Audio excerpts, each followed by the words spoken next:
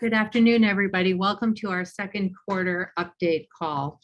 We're so happy that you've joined us. I hope that you will get a chance to be outside on this absolutely gorgeous spring day. I'm Jennifer Pline, the head of wealth management at Cambridge Trust. As we hold this call, we are experiencing another what we're calling a wavelet of COVID, and we are back to more mask wearing in the office. But we're also excited to be seeing you on screen, and also that we as a company are able to do a little more gathering in person. We have tomorrow our first in-person all-employee event since December of 2019. So that's been a long time coming. I'd like to remind you that this call is being recorded and we will post it on our website in the next few days. Please feel free to add any questions you may have as we go along through putting a comment in the Q&A section, which should be at the bottom of your screen. Today, I'm joined by two of my colleagues, Ryan Hanna, Director of Equities, and Eric Gisome, Director of Fixed Income. Both are market veterans. Ryan just celebrated his 28th anniversary at Cambridge Trust, and Eric has been here for just a short 18 years. Our topic today is inflation and interest rates. It's particularly topical as I filled my car with gas yesterday and paid almost $5 a gallon. That was quite the shock. A poll that was just released by the Pew Research Center indicated that by a wide margin, Americans view inflation as the top problem facing the country today. Fully 70% said it was a very big problem. Another 23% said it was a moderately big problem. I honestly can't think of anything else that so many Americans agree on at this time. So clearly it's a topic of great interest for everybody. Our presentation will go for about 25 minutes and then we'll take your questions. As I said, feel free to ask questions in the Q&A section below, and I will now turn it over to Ryan to begin. Ryan. Thank you, Jennifer. Thank you for that plug on my experience. It's doesn't do much good in markets like this, but it's definitely we've been experiencing some pretty challenging times, and we have kind of been through this before in terms of market volatility. So hopefully we can take you through this. Eric and I are going to kind of share the platform, as Jennifer said. So let me begin by saying, in terms of inflation, it's pretty widely acknowledged the Federal Reserve is behind the curve. What exactly does that mean? In simple terms, the Fed waited too long to start raising rates, and inflationary pressures were building last summer, and now they need to catch up. Trillions of dollars in monetary and fiscal stimulus, bond purchases by the Federal Reserve, low interest rates, fueled an increase in a variety of asset prices, including stocks, bonds, consumer goods, and housing.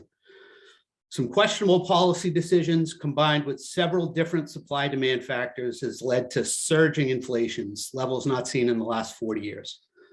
Eric and I will spend a little bit of time walking through what we're seeing, how we got here, what the market expects over the next few months and years. If inflationary pressures are not dampened, the Fed may need to take more drastic actions to stamp out the inflationary risks, thus causing greater economic pain, slower growth, and increasing the chances of recession. We'll be watching the data and the policymakers very closely in the coming months. So I'd like to begin by quoting Stifel's chief economist, Lindsay Piegza, from a recent report she released. And I think this will help set the stage for our discussion on inflation. She said, a record number of firms increased wages at the start of the year as demand for workers continues to outpace supply, and existing workers demand an increase in pay to offset the rise in inflation. According to a survey by the National Association for Business Economics, 70% of US firms boosted wages in the first quarter. Additionally, the survey indicates that the net share of those seeing increased material costs rose to the highest level since the question was first asked in 1984. The report indicated 45% of firms reported passing on some cost increases to consumers, and about 71% anticipate they'll keep climbing. With 11 million job vacancies, businesses remain desperate for workers, and as such are somewhat willing to increase compensation. With that said, according to the Federal Reserve's latest beige book, early signs that strong pace of wage growth had begun to slow. So this first slide that we have up here is basically the policy cycle for inflation. We're probably at the 4 o'clock stage on this graph. Market interest rates have risen, which should lead to lower demand, falling asset prices, and easing of inflationary pressures. If only it was that easy. We go to the next slide, please. The CPI, headline CPI currently as of April 30th, 2022 is running at about 8.2%. That's the light blue line that we see in this graph. Core CPI, which excludes the more volatile food and energy, is running at about 6.1%. The 8.2% headline number is more than double the 50-year average of 4%. And as you can see, dates back to 1982 in terms of the last time we saw levels this high. If there's any good news on this chart, it's simply that we've decelerated in terms of the growth rate. So March was a little bit slower than February, and April was a little bit slower than March. So maybe we're starting to roll over just a little bit. The next page is global inflation. And this heat map shows in the blue, it would be deflationary, red would be inflationary. And you can see where we are on the far right. And it's not just a domestic phenomenon, it's a global phenomenon right now. Inflation is running hot pretty much everywhere across the world. So this is certainly not just here in the United States. If you look at the next slide, kind of breaks down some of the components of inflation for you. And again, if you look back to March of 2021, we were running at about 2.6% on CPI. Inflation spiked, almost doubled by May of 21, and then went sideways for a few months before sort of this more recent ascent higher. The March 22 data, 8.5%, and you can see some of the breakdowns in terms of where the inflation was. Shelter is at the bottom, restaurants and service industries in the light blue, and then so on up the scale. Some of these may be sticky, some of them may be more transitory in nature.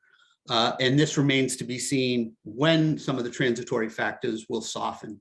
Vehicle prices have started to soften, but other areas like energy and food remain very, very strong. If you look at the next part, the next slide, one of the major components of inflation has been the labor market and the job market. This is a slide that shows US job openings. And as of the end of April, there's currently about 11.5 million jobs available. However, the next slide shows there's only about 6 million people that are in the labor force. So actually, this is the number of unemployed workers. So again, there's about 6 million people looking for jobs and about 11.5 million jobs available. The next slide shows the labor force, and the labor force is basically 5 million short of where it was pre-pandemic.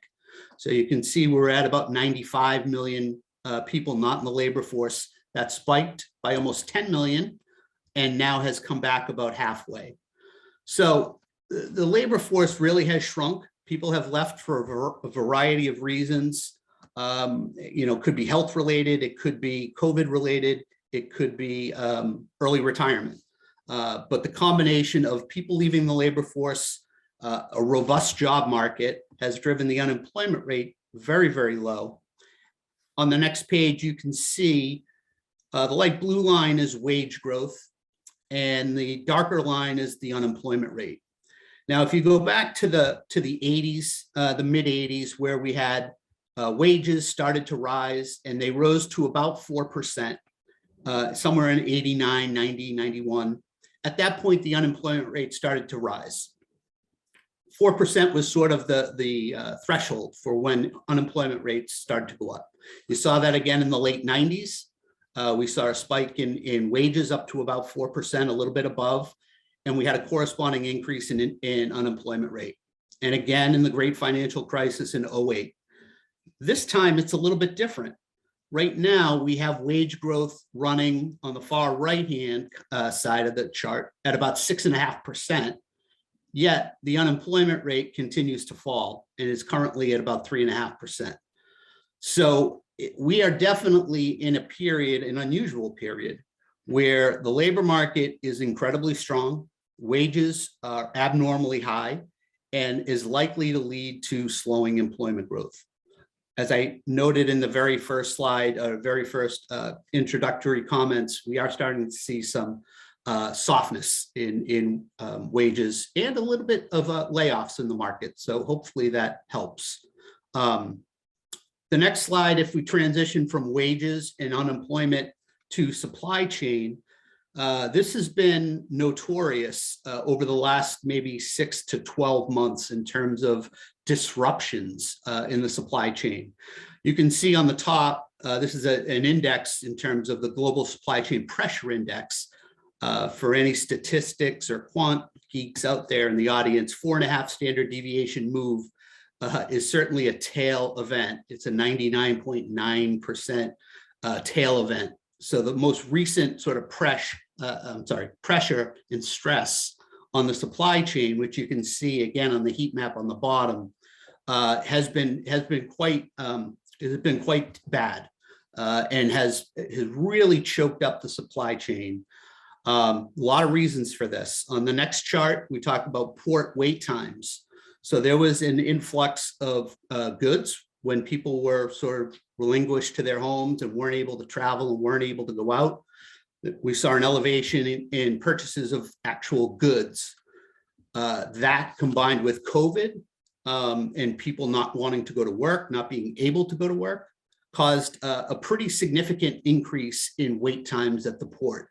Now you can see this, we have started to normalize. However, current levels are still well above where they were pre-pandemic or even before, and remain very elevated based on history.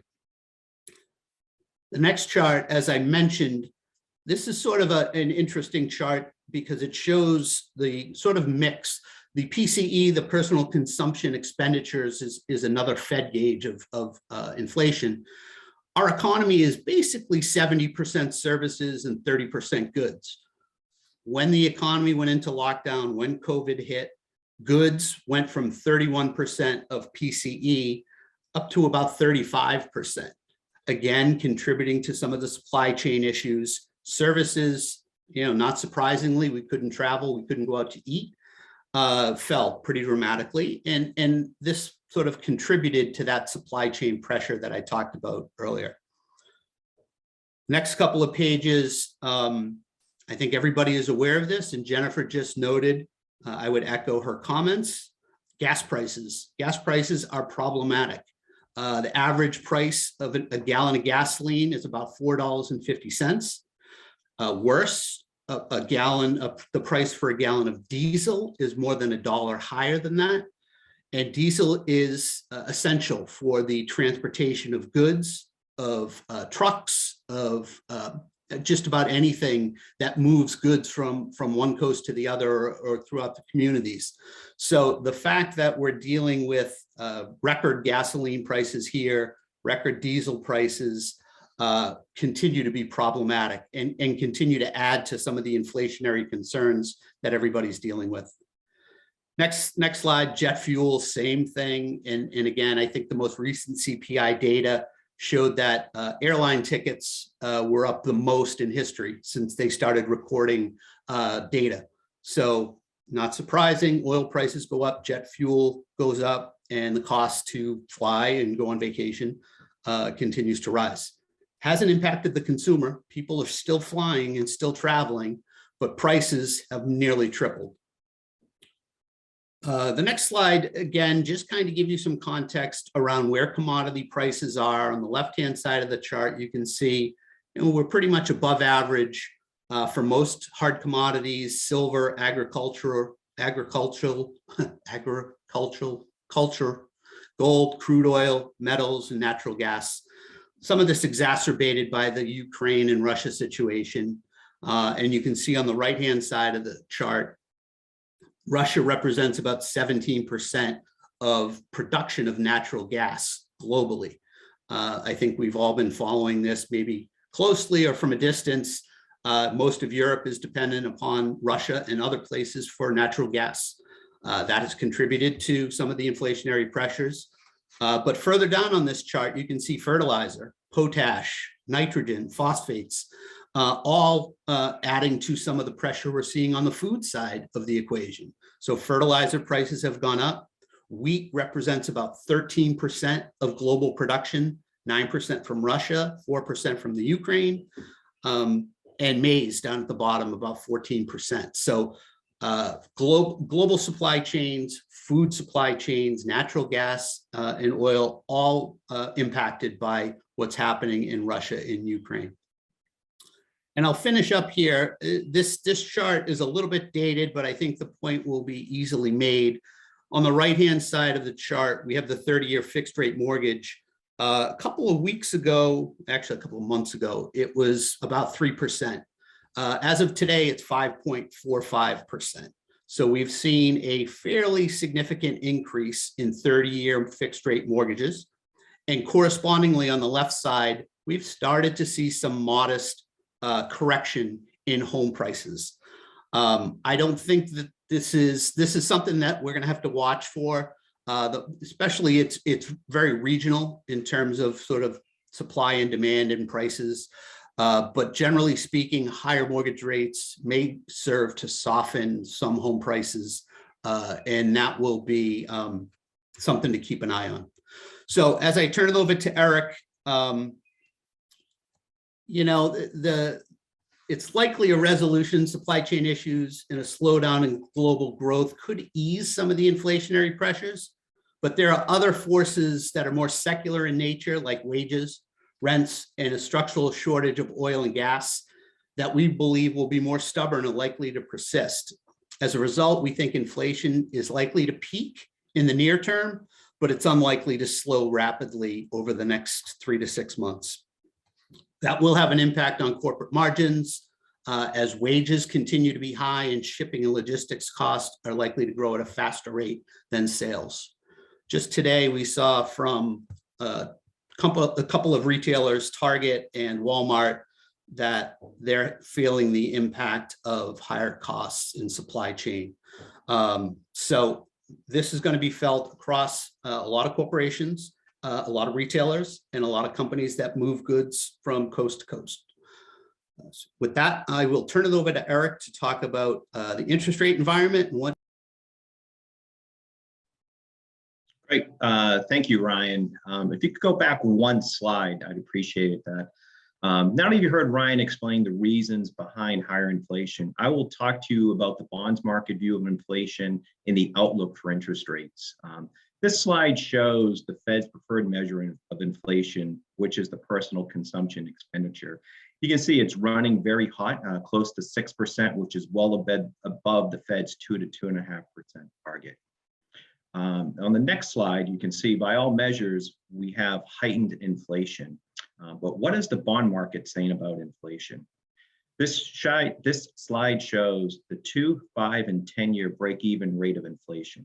This is calculated by taking the yield of the Treasury and subtracting out the yield of the tip. This gives us an idea of what the bond market expects for future inflation. After the initial drop in March of 2020 with the onset of COVID, inflation expectations have increased. Even though it has recently declined, that both the 2, 5, and 10-year break-even rate are trading well above the Fed's 2 to 2.5% target. On the next slide, we are showing different yield curves. The black line represents the 2 to 10-year Treasury yield curve, which inverted in early April and has steepened slightly since the Fed's announcement of the roll-off of their balance sheet. The 7-year to 10-year U.S. Treasury yield curve remains inverted. However, if you look at the purple line, this is the 3-month to 2-year U.S. Treasury yield curve, which remains steep. The Fed has highlighted this curve in recent commentary. The 2-year maturity has historically reflected the anticipated ending value for the Fed funds rate, while the 3-month reflects actual moves made by the Fed. As the Fed tightens monetary policy in the upcoming months, that spread should also flatten. The significance of an inverted yield curve is meaningful as it has coincided with weaker future economic activity.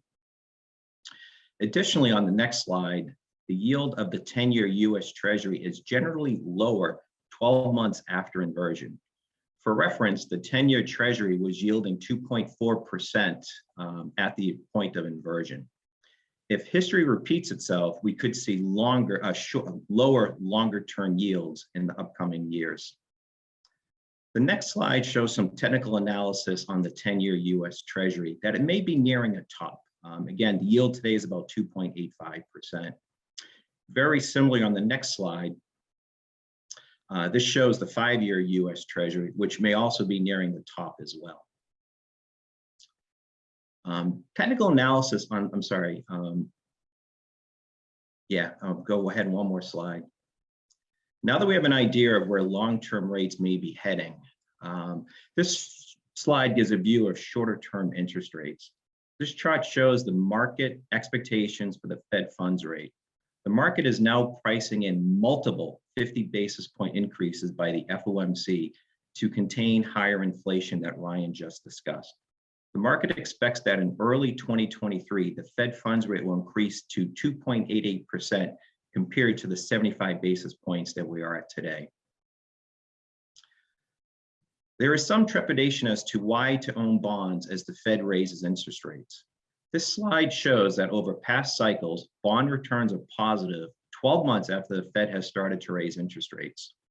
At the same time, the Fed funds rate and the 10-year US Treasury have tended to converge to the same yield. You may ask yourself, why is that? The market will price in higher odds that the Fed will overshoot and be forced to change course and to start lowering interest rates. Recent history confirms that in the past 13 Fed tightening cycles, 10 have ended in a recession. Fed Chairman Powell stated they are confident they can orchestrate a soft landing, but time will tell. As a reminder, when bond yields decline, bond prices increase, offering a positive total return. The next chart shows the same result. Not only were returns positive after the first year of tightening, but subsequent years also generated positive returns. We have been in a long-term bull market for bonds. This year represents the worst returns in recent history for the bond market. As an example, investment-grade bonds have returned negative 13%, US Treasuries negative 9%, and municipal bonds negative 10%. This slide shows that in the period from 1941 to 1981, when interest rates rose 1,200 basis points, the worst annual loss was only 3.2%. From 1941 to 2021, there have only been 11 years with a negative bond return, with an average annual return during that period of 5.3%. This slide takes the total portfolio into context as to why to own bonds. For all the reasons just discussed, bonds have afforded portfolio stabilization. And finally, this chart shows that most of the time economists have been wrong with their prediction for interest rates. The dotted line shows the rolling 5-quarter median economist forecast, and the black line shows the actual result. Maybe 2022 will be different, but as you can see, past history indicates the economists are more optimistic for higher rates than the market ends up. I will now turn it over to Ryan for some concluding remarks. Thanks, Eric. As we've alluded to, the current inflationary pressures revolve around some supply-demand mismatches that we see out there. There were problems in the automotive supply chains with semiconductors, and part of that had to do with some issues in China and otherwise. Transportation bottlenecks that we've seen, labor markets, and loose monetary policy. So it's hard to say it was any one factor individually, but collectively it has been sort of a perfect storm of what has driven some of the inflationary pressures. We do think we may be nearing a peak in terms of inflation levels. And as Eric indicated in one of his first charts, 2-year, 5-year, and 10-year inflation expectations are well below the current 8% level. I think the 2-year is at 5.8 and the 10-year is under 3%. So we do believe inflation is likely to normalize at higher levels than what we've experienced over the last decade or 10, 15 years. Certainly not going to get to where it was pre-pandemic when we were sub 2% for almost 10 years.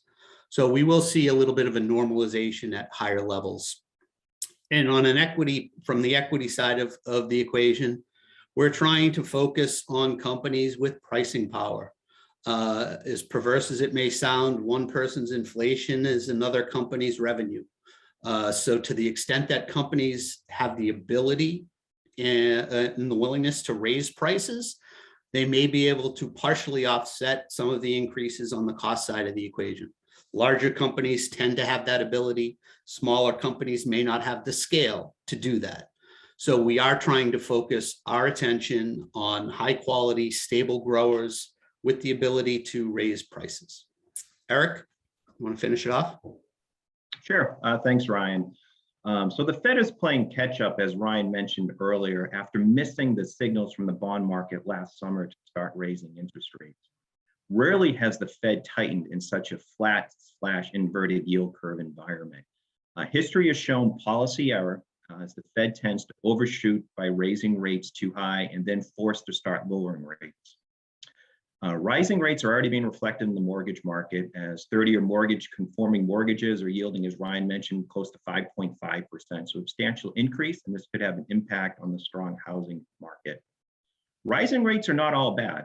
As we mentioned earlier, bond returns tend to be positive post-Fed tightening, but at the same time, it allows savers to earn more interest in their interest-bearing accounts.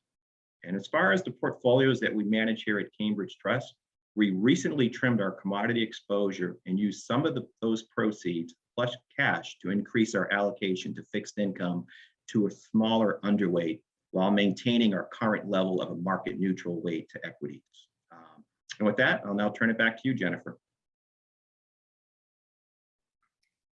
Thank you both for that excellent presentation. There's a lot to take in there. Couple of questions that we have. First, given the increase in yields and spreads, what do you find to be the most attractive sectors in the bond market, Eric? Great, thanks, Jennifer. I would say municipal bonds are looking very attractive here with the backup in rates, with the increase in interest rates. 5-year municipal bonds are yielding about 2.7%, and 10-year municipal bonds are yielding over 3%. And we value those looking as a percent of treasuries. And the 10-year treasury as a percent of municipals are yielding over 100%, meaning the tax-free yield is greater than the taxable yield. So that's usually an opportunity for crossover buyers to come into that market. And investment grade debt looks very attractive here with the index yielding 4.5% for high quality companies. So I think both of those look like good opportunities in this environment. Great, thank you, Eric. Ryan, the market closed about 31 minutes ago. It's been a rough day. Do you have a few comments that you can make on, and understanding, of course, that we are long-term investors and one day does not make a market, but any thoughts that you can share on that? Yeah, I feel like this is, consumer confidence is quite low. Sentiment is pretty washed out. I think I saw some sentiment indicators that show that most investors are, sentiment is lower than where it was in March of 2020. And the University of Michigan consumer confidence level is at extraordinarily low levels. Typically, those are contrary indicators that indicate maybe we're getting close to a bottom. Days like today sometimes indicate capitulation when you have huge sell-offs on massive volume. I haven't seen the volume yet. I don't know what the percentage of up versus down is, but usually 90% is a good indicator that we're starting to get to the point of being washed out. There are some other indicators like the put-call ratio and the number of stocks trading above moving averages that kind of give us some other indicators. But It has been awful out there. And quite frankly, there has been no place to hide. As Eric indicated, fixed income returns have been negative, equity returns have been negative. The single sector in the S&P 500 that's positive is energy, traditional energy. I can't tell you the number of clients I spoke with a year ago who, wanted no part of the sector. And it's incredible in the 25 years I've been doing this. I don't think I've seen sentiment shift so quickly on a particular sector. Again, I don't know how sustainable it is in the long term, but at least over the last 18 months, energy has been the one area of the market that has outperformed almost anything else. So we've had this conversation in the last week or so. Do you see some buying opportunities at this point, or are we not ready yet? It's a great question. Yeah, I mean, hopefully this is where active managers can add alpha. And the tricky part is what we're dealing with today is monetary, fiscal, and geopolitical all changing at the same time. And that's a little bit different than what we've experienced over the last 10 or 12 years. Over the last 10 or 12 years, we've had very easy monetary policy. And for the most part, not a lot of geopolitical turmoil, some bickering with China and otherwise, but the Russia-Ukraine situation sort of upends that. And when you have countries like Sweden and Norway now joining NATO, that's a pretty large statement coming from the EU. So yeah, I think there are opportunities. We're trying to figure out what will represent leadership going forward in a higher interest rate environment. Leadership over the last 18 months, like I said, has been energy. Certainly hasn't been growth, and it certainly hasn't been technology.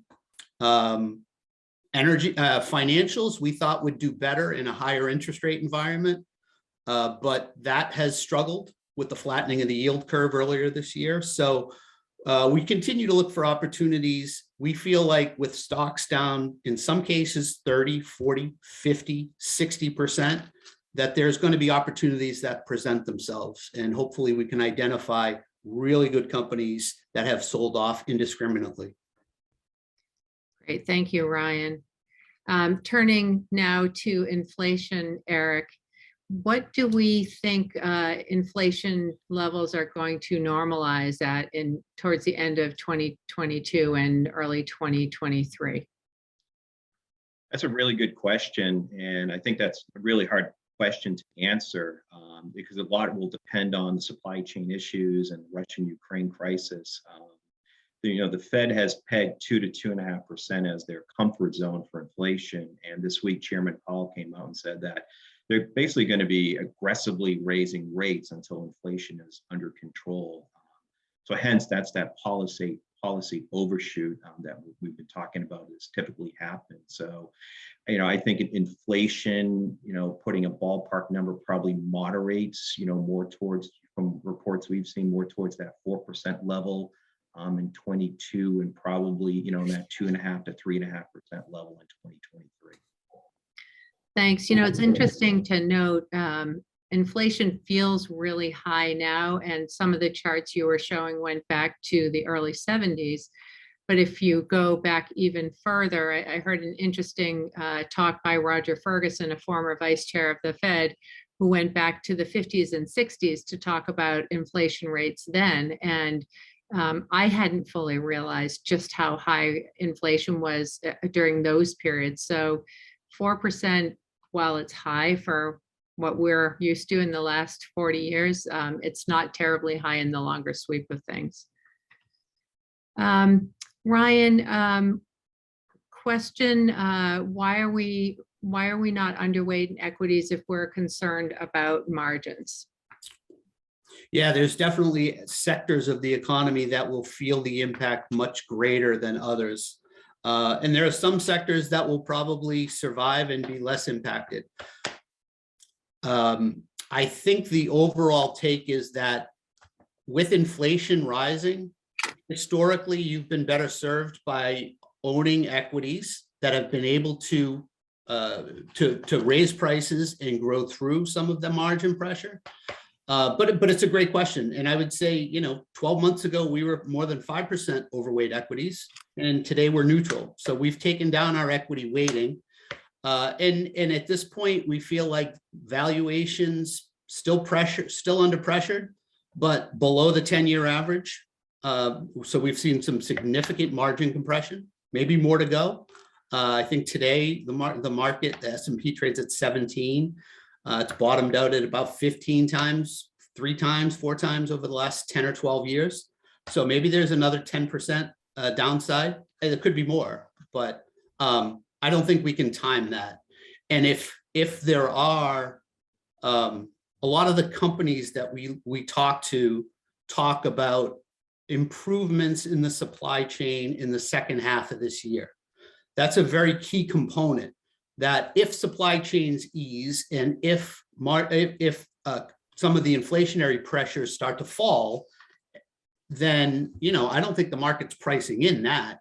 So I think we're getting more cautious, or we've been more cautious on equities, and we're trying to be very selective in our sectors, in our allocations. Great, thank you. Yeah, and I'd echo that point. It is really hard to catch the exact right moment. And I think having a very long-term focus for asset allocation has served us well and will continue to serve us well going forward. Question about agricultural commodities in particular. And Ryan, you talked a little bit about us cutting back on commodities. Do we have thoughts on individual commodity baskets, or or individual commodities, or would we rather really just hold a basket to help protect from inflation? So I would say the basket approach probably makes more sense for us. And quite frankly, a lot of this has transpired since the Russia-Ukraine situation, where things really started to go out of control to some extent. While inflation was building and there were some pressure on the commodity side of things, the agricultural side really has gotten worse in the last 3 months. If this is a sustainable trend and it does have legs, it is an area that we think we should probably look for added exposure. And there's probably other areas as a result of Russia and Ukraine where we probably should be doing more work. Defense and cyber is another area where certainly you're going to see more spending on safety and security, and whether that's physical or cyber, it's an area that needs to be focused on. So great question. It's an area that we'll continue to do some work on and figure out the most appropriate vehicle to invest in. Great, thank you, Ryan. Do we think, and this I guess could be for either of you, do we think that we're going to sort of permanently reset at higher price levels, or will we ever experience decreases in prices from what feels like slightly abnormal highs? Sorry, I know that's a tough question. That is a really good question. Obviously with prices this high, it'll take a little while for the reset to happen. And maybe we reset, but higher than the last round. Again, the jury is still out. And obviously this is an abnormal cycle of inflation because of, supply chain issues. So you could see if some of these issues resolve themselves, you could almost see, not back to a normalized, but definitely a lower inflation rate than we currently are at. I agree with what Eric said. Another thing to keep in mind, which may keep prices higher for a lot longer, is sort of the deglobalization that's likely to happen over the next 5+ years. I think there's going to be a focus on a much more localized manufacturing economy. You're starting to see semiconductor companies and auto companies build more factories here in the United States. So we're less dependent on, China and places outside the United States. That will be more costly. It's more costly labor, and maybe you save on some of the shipping costs, but I think that's another trend, the deglobalization and the localization of a lot of these manufacturing and supply chains that will probably add costs and may keep prices higher than we expect for a longer period of time. Great, thank you. I know that's a tough question to answer. We have one comment here about continuing to take profits when something is at its 52-week high. Does that make sense? And I think I can guess the answer, but Ryan, you want to take that one? Yeah, of course. I think position sizes are always an important consideration. And to Eric's point about some of our positioning within portfolios, I think it's completely prudent to take some profits in the commodity fund that we bought last year or 18 months ago. That's up 40 or 50%. It's an out of benchmark holding that did extraordinarily well. We took money out of bonds, we bought a commodity, it went up 40%. So selling something that's at a 52-week high is prudent. And if you still believe in the fundamentals and holding a smaller position and continuing to sort of take your initial investment off the table, I think makes a lot of sense. And I think we love to do that. Right. Yes, absolutely. Definitely a good idea to take profits when they're available. Do we have comments on some of the key factors that we think could throw us into recession?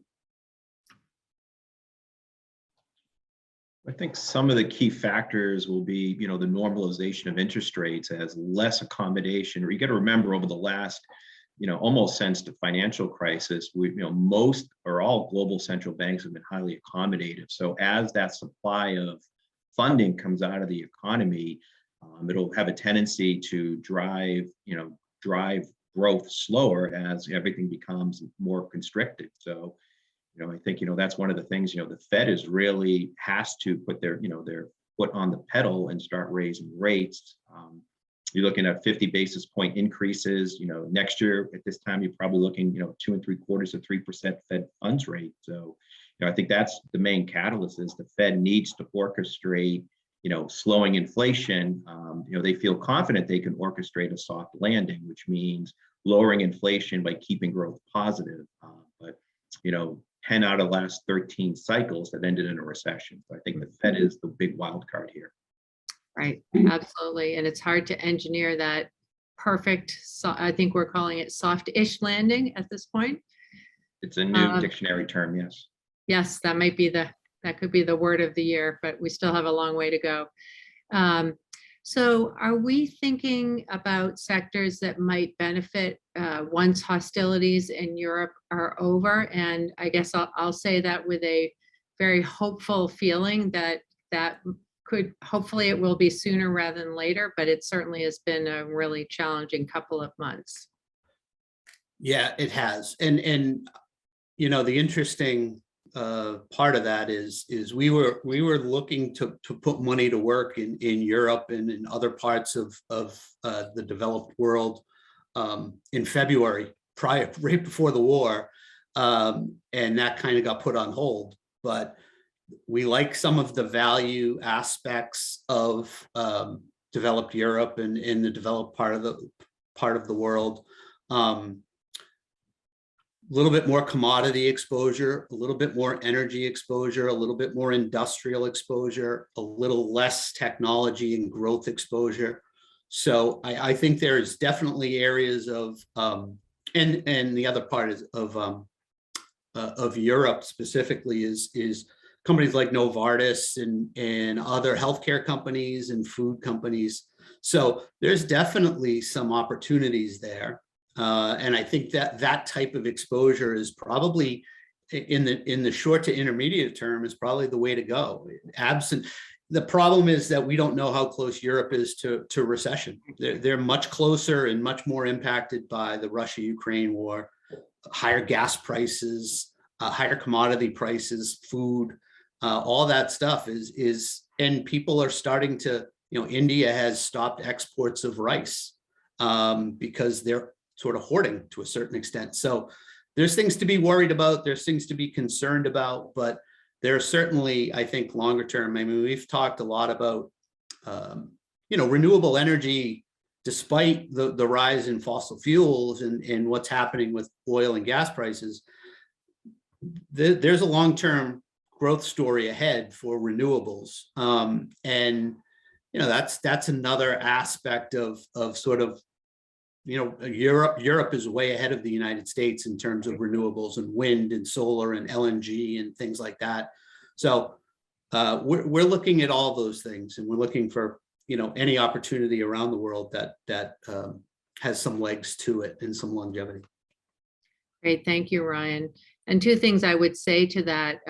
One, we certainly know that we're not going to catch the bottom, and so we tend to move slowly and sort of work our way into these holdings. And two, it's nice that we can be patient in our investing, and that we can sort of work with our clients for the very long term. I see one more question, and then we will probably finish up. So how much in an equity portfolio would you recommend as an allocation to developed Europe? And or are we waiting for resolution with Ukraine? Probably not waiting for a resolution. It could take years. I don't think we really know the timing of it. Our benchmark is 20% international, and I think roughly 12 to 15% of that is developed. So we've been underweight international, so we probably have less than that. I think our international allocation is somewhere around 15, 16%. So 4% underweight where we would be sort of in a normal or a neutral environment. Europe has structural problems and demographic problems, and it's not a perfect world, but it's underperformed the US market for the last 12 years as growth has outperformed value. And, from a valuation standpoint, I think it's more than 3 standard deviations below average. So there's some valuation support. I could have said that 24 months ago, and that was the case then. And, they've still underperformed. But you've seen a little bit of better relative performance from Europe and places like Germany than the US over the last 2 or 3 weeks. So it's not crazy to think that, the market's already discounted some of that. All right, great. Thank you. Thank you, everybody, for joining us. And we really appreciate your excellent questions. We clearly did not know when we set this up that we were going to have such a dramatic market move, but we're glad we were able to answer some questions live. Certainly, if you do have additional questions, please feel free to reach out to your team at Cambridge Trust. And we will be posting the recording and the slides on our website in the next couple of days. So I hope that will be useful as you consider what's going on in the markets. So thank you again, and please enjoy the rest of this beautiful day. Bye, everyone. Bye-bye. Take care, everyone. Bye-bye.